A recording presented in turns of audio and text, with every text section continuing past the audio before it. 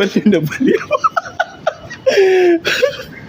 Ay naku, pasensya na kayo guys. Laging nabibiting yung pagsayaw ko. Yung pag-iinsayo natin. Tapos hindi talaga siya mabubuo. Hirap na hirap talaga, no? Ulitin natin. Pinagtatawanan ako ng mga kapitbahay guys. Kung...